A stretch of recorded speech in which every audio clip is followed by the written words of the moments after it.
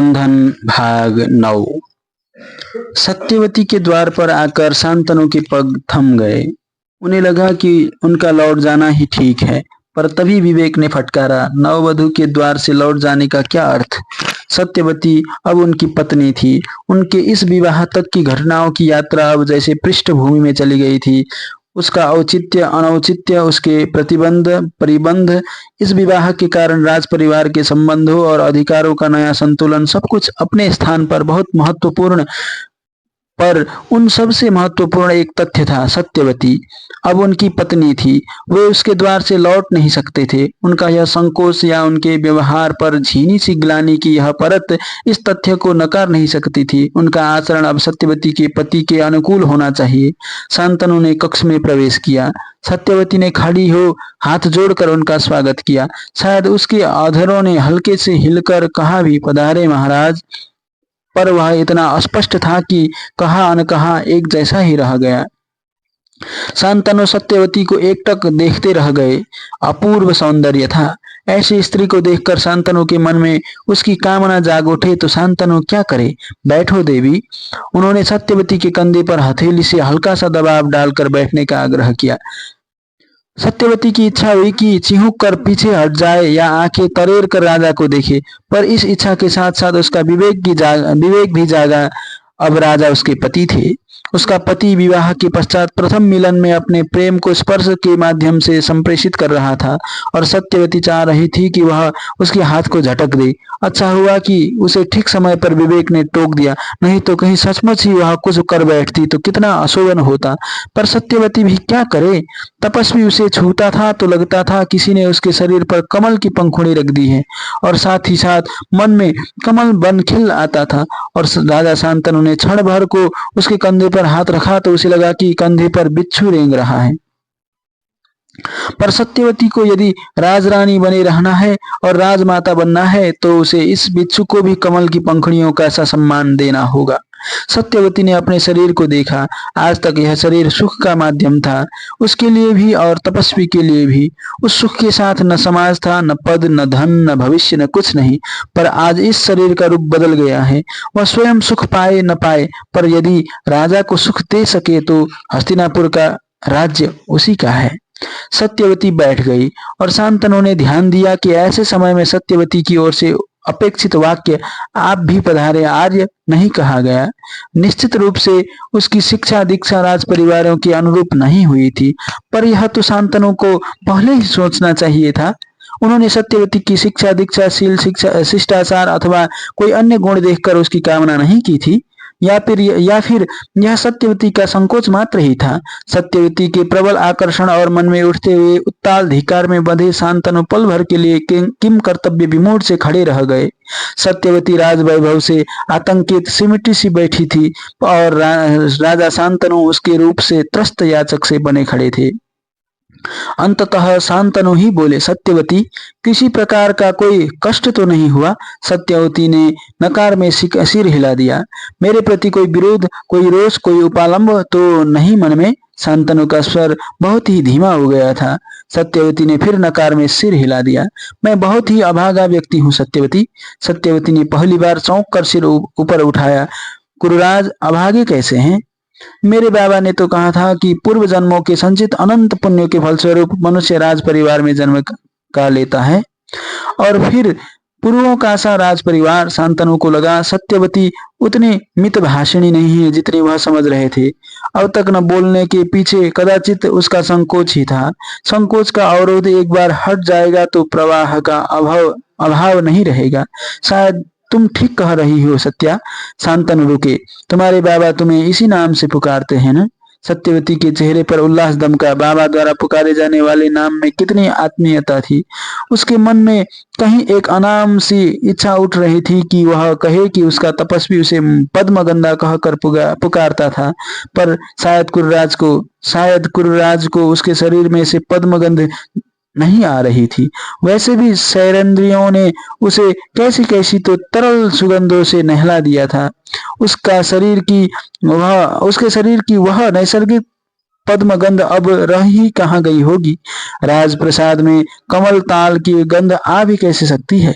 तपस्वी कहता था, सत्यवती माता प्रकृति के सौंदर्य का पुंजीभूत स्वरूप है। कुर्राज क्या कहेंगे, वह सर्वेंद्रियों की कला की पराकाष्ठा है।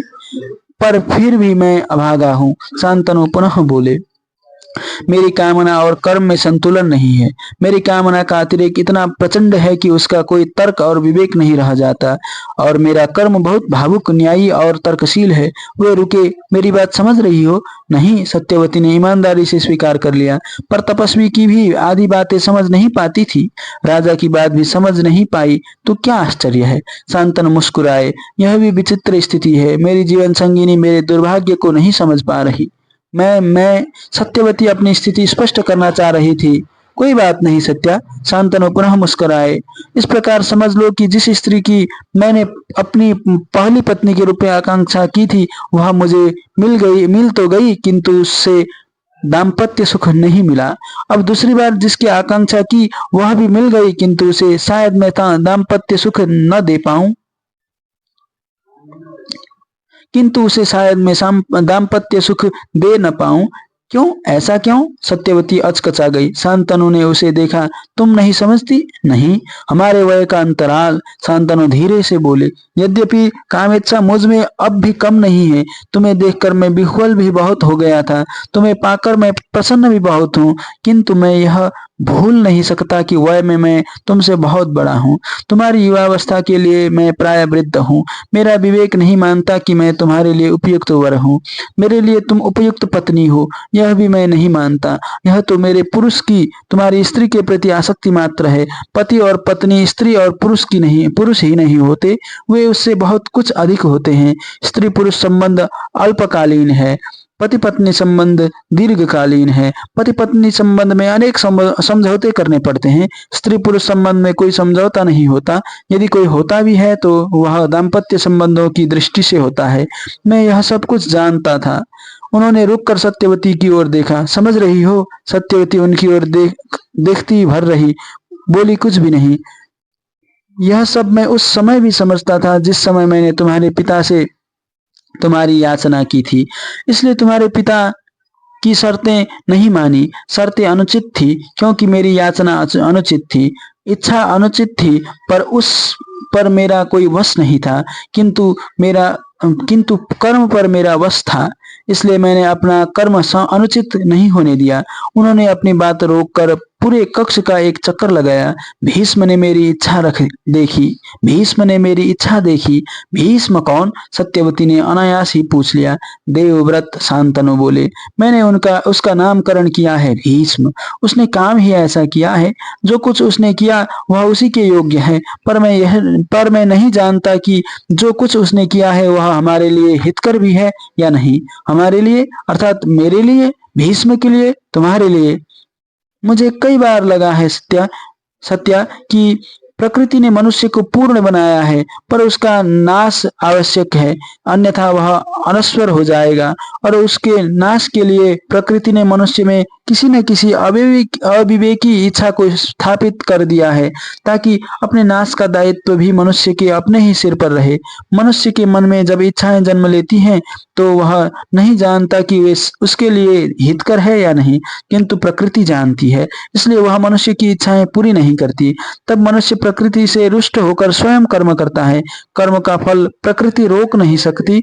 तब अपने आहित का दायित्व भी मनुष्य के अपने कंधों पर ही होता है। शांतनु रुक गए। तुम्हारा क्या विचार है? सत्यवती के कंठ में कुछ अटका, और फिर प्रयत्न पूर्वक उसने कह ही दिया, मैं आपकी बात ठीक ठीक समझ नहीं पा रही हूँ महाराज। शांतनु कुछ निराश हुए। क्षण भर को लगा कि कैसी पत्नी चुनी है उन्होंने। गंगा ने तो उन सारे वर्षों में एक बार भी नहीं कहा था कि वह उनकी बात नहीं समझती, और यह इस पहली भेंट के एक खंड में ही कई बार कह चुकी है कि वह उनकी बात नहीं समझ रही है। पर दूसरे क्षण उन्होंने स्वयं को संभाला। सत्यवती को उसके रूप के लिए ही चुना है उन्होंने। वह रूप उसमें अभी भी है, और उनके जीवन पर्यंत रहेगा। उसकी समझ के विषय में कुछ भी जानने का प्रयत्न नहीं किया था उन्होंने, और सहसा उन्हें लगा कि दूसरों को भ्रम में रखने के लिए वह जो भी कहें, किंतु अपने आप से स्वयं को नहीं छिपा सकेंगे वे, उसका कोई लाभ भी नहीं है। वह आत्म साक्षात्कार कर रहे थे उसके वास्तविक और नैसर्गिक रूप में। सत्यवती को उन्होंने उसके रूप पर आसक्त होकर चाहा था। केवल रूप, मांसल रूप, कामेच्छा ही थी इस इच्छा के मूल में। उन्होंने दूसरा पुत्र पाने के लिए उसे नहीं चाहा था, उसे उन्होंने जीवन संगिनी के रूप में नहीं चाहा। वस्तुतः उन्होंने उसे मनुष्य के रूप में नहीं, एक वस्तु के रूप में चाहा है, केवल भोग के लिए। इस वय में पुरुष धर्म पत्नी या जीवन संगिनी को पाने के लिए विवाह नहीं करता, वह विवाह करता है अभुक्त काम के लिए। उसे पत्नी नहीं चाहिए, उसे चाहिए रमणी, और रमणी में रूप ही पर्याप्त है, अन्य गुणों की अपेक्षा नहीं है। और वह यह क्यों कहते हैं कि भीष्म ने उनकी इच्छा देखी, कर्म नहीं। उन्होंने स्वयं भीष्म से कहा था कि एक ही पुत्र का पिता संतानहीन व्यक्ति के समान होता है, अतः वे दूसरी संतान पाना चाहते हैं। क्या भीष्म के लिए यह पिता का आदेश नहीं था? सत्यवती की इच्छा हुई कि वह सो जाए। कैसी तो नींद आ रही थी उसे। शरीर को तो यात्रा ने थका दिया था और मस्तिष्क को राजा की बातों ने, पर वह सो कैसे सकती थी? शांतनु राजा ही नहीं, उसके पति भी थे, वे उससे बातें कर रहे थे और वह सो जाए। पर यदि राजा उसे अनुमति दे भी दे तो क्या वह सो पाएगी? कैसा अटपटा सा लग रहा था उसे। एक सर्वथा अपरिचित व्यक्ति न केवल उसके कक्ष में उपस्थित था, बल्कि उसके पलंग के एकदम पास खड़ा था।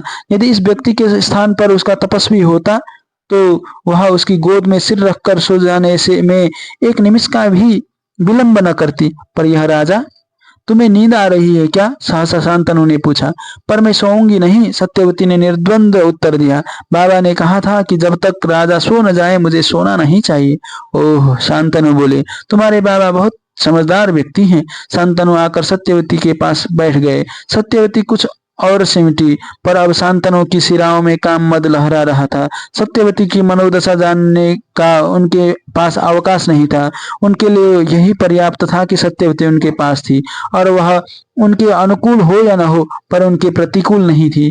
शांतनु ने जब सत्यवती को अपनी बाहों में लिया तो एक क्षण को उन्होंने अनुभव किया कि सत्यवती की त्वचा उनके स्पर्श से समर्पण के लिए शिथिल न होकर विरोध में कुछ संकुचित हुई थी। पर यह भाव उनके आवेग में वैसे ही बह गया जैसे कोई छोटी सी टहनी गंगा की लहरों के साथ बह जाती है। शांतनु सो गए, किंतु सत्यवती को बहुत देर तक नींद नहीं आई। थोड़ी देर पहले तक यह पुरुष उसके लिए अपरिचित था। राजा था, कुरुकुल का सम्राट, उससे बहुत धनी सत्ता संपन्न विद्वान और शायद महान सत्यवती क्या थी उसके सामने? एक निर्धन कीवट प्रमुख की पुत्री, न शिक्षित न राज परिवारों के विधि विधान को जानने वाली। पर इस सम्राट के भीतर बैठे पुरुष ने सत्यवती के नारी सौंदर्य के सम्मुख घुटने टेक दिए थे, और अब सत्यवती शांतनु के समान हो गई थी, कहीं अधिक शक्तिशालिनी भी। उसके पास रूप और यौवन था। बाबा कहते थे, पूर्ण चंद्र को देखकर सागर विह्वल हो उठता है, और उसकी उद्दाम तरंगे चंद्रमा के चरण छूने को लौटती हैं, बार बार ऊपर उचक उचक कर धरती पर अपना सिरा फोड़ती हैं। वैसे ही सत्यवती पर दृष्टि पड़ते ही शांतनु की धमनियों में काम ज्वार उठेगा। राजा सत्यवती के चरणों में सिर पटकेगा, और उस समय वह इतना दुर्बल हो जाएगा कि सत्यवती की आंख के संकेत पर पालतू कुत्ते के समान दौड़ता फिरेगा। सत्यवती ने अपनी शक्ति का प्रभाव देख लिया है। उसे अब यह मालूम होना चाहिए कि किस कार्य में उसका हित है, और किस कार्य तो वह करवा ही लेगी। सत्यवती को अब यह मालूम होना चाहिए कि किस कार्य में उसका हित है, कार्य तो वह करवा ही लेगी। क्या कह रहे थे राजा कि जो इच्छा हमारे हित में नहीं होती प्रकृति उसे पूरा करती है। क्या कह रहे थे राजा कि जो इच्छा हमारे हित में नहीं होती प्रकृति उसे पूरा नहीं करती है? क्या तपस्वी का सत्यवती को न मिलना उसके हित में है? उस प्रिय दर्शन पुरुष का सत्यवती को न मिलना सत्यवती के हित में कैसे हो सकता है? शायद सारा जीवन सत्यवती के नयनों में, उसकी कल्पना में पराशर की छवि तैरती रहेगी और उसके हृदय को पीड़ा देती रहेगी। अब तो पराशर ही नहीं, नन्ना कृष्ण द्वैपायन भी तो है। अपने प्रियजनों का किसी से जीवन पर्यंत छीन जाना उसके लिए कैसे हितकर हो सकता है। राजा जाने क्या क्या सोचते और कहते हैं। पर सत्यवती का चिंतन एक ही स्थान पर स्थिर नहीं रह सका। उसके अपने ही मन में एक विरोधी स्वर उठा। वह यह क्यों मानती है कि उसकी इच्छा होने पर भी प्रकृति ने उसे पराशर नहीं मिलाया। बाबा से बात कर उसकी अपनी इच्छा ही तो शिथिल हो गई थी। उसने बाबा की इच्छा के साथ अपनी इच्छा का तादात्म्य कर दिया था। बाबा मानते थे कि धन के अभाव में तपस्वी के साथ उसका जीवन सुखद नहीं होगा। संभव है कि ऐसा ही होता। यदि सत्यवती और पराशर का विवाह हो जाता और कालांतर में धन के अभाव में उसे कोई असुविधा होती तो उसका सारा रोष अपने तपस्वी पर ही बरसता। तब यदि उनमें झगड़ा होता, दोनों का साथ रहना यातनापूर्ण हो जाता। तो क्या उसके स्थान पर प्रकृति ने ठीक निर्णय नहीं किया। उसका प्रिय उसे नहीं मिला, किंतु उसका प्रिय अप्रिय तो कभी नहीं होगा। तो क्या शांतनु की रानी बनना ही उसके लिए हितकर था। एक समवयस्क समबुद्धि और सजातीय वर उसके हित में नहीं था। शायद नहीं। बाबा के ही समान सत्यवती के मन में भी कहीं गहरे वैभव और सत्ता की भूख थी। प्रकृति ने उसे वही दे दिया जो सत्यवती ने चाहा था। कुछ पाने के लिए उसका मूल्य भी चुकाना ही पड़ता है। सत्यवती ने सुख सुविधाओं के लिए अपने प्यार का मोल चुकाया था। प्रकृति ने उसकी इच्छा पूरी की है या उसका हित साधा है, या उसकी इच्छा और हित साधन मिलकर एक हो गए हैं। और देवव्रत भीष्म, क्या इस प्रौढ़ पति के पुत्र के रूप में भीष्म को पाना भी उसके हित में था। बाबा ने कहा था, भीष्म से सावधान रहना, वही तुम्हारा सबसे बड़ा शत्रु हो सकता है। उसकी इच्छा पूरी हुई या प्रकृति की, सत्यवती कुछ समझ नहीं पा रही थी।